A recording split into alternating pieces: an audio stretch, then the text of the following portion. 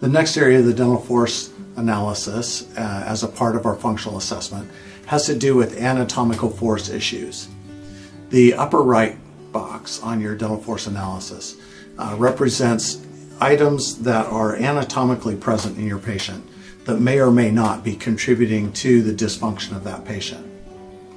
So in our assessment, we just do a quick analysis of the items that are most likely to be a dysfunctional problem for the patient.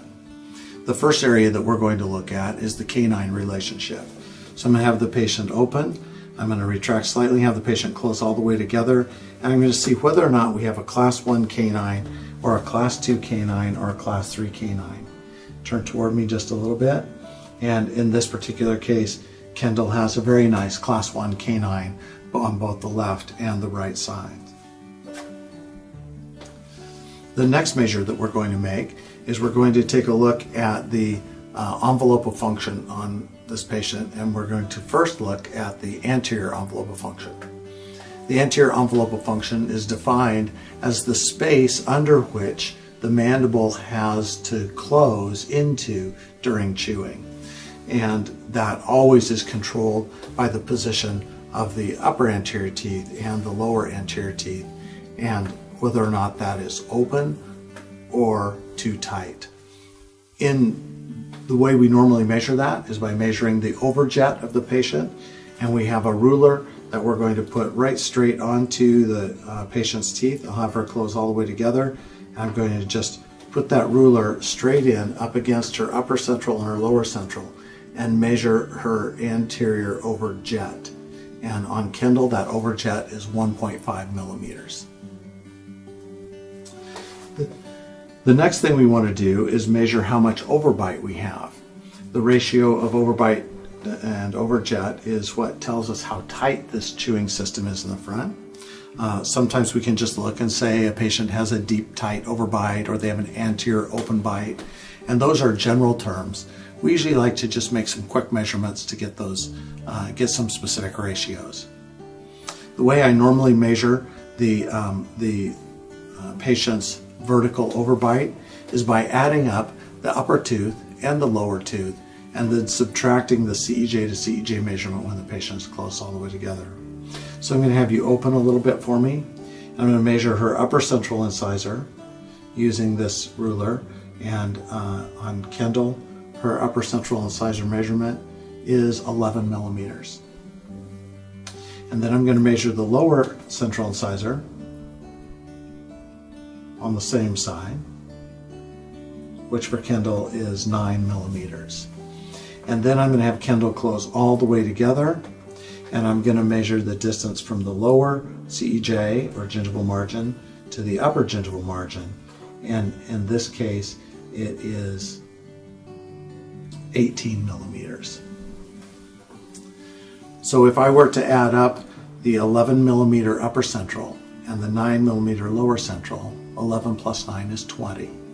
I have her close all the way together and subtract the 18 millimeters. That means that we have a 2 millimeter overbite. So in that case, I'm going to write down on my form that we have a 2 millimeter vertical overbite and a 1.5 millimeter horizontal overjet. And I make a ratio of overjet to overbite, which is 1.5 divided by 2. And that tells us what that ratio is and what her anterior envelope function would be. That normal ratio would be between 50 and 75%, and in this case it's a little bit more than 50%. It's about 65%. So that's a normal anterior envelope of function in the front. For those of you who are orthodontists, another way of measuring this anterior envelope of function is by considering your interincisal angle. The next thing we do is we look at the angulation of the anterior teeth, and we make a decision about whether this patient may or may not be a quote-unquote Division II patient, and that's another box that we will check off that would indicate a restricted anterior envelope of function. The next thing that we look at on the patient's anatomical force issues are we look at the upper and lower arch form. We have the patient open wide and we take a look at the arch form and we see, do we have a normal arch form or do we have a narrow arch form? You can make measurements on that using a Bolton analysis or a Ponce analysis or a Schwarzkopf analysis, or you can just take a normal arch wire, place it around the arch form and see whether or not your arch is normal or narrow. In Kendall's case, she has a very normal arch form, and we're going to just check off that she has an upper and lower arch form that's normal. The next thing that we're going to look at is we're going to look on her teeth for signs of wear and abfractions. And we're going to take a look on all of her posterior teeth for signs of wears and facetting. And we see very little posterior wear or facetting on Kendall's teeth, which is awesome.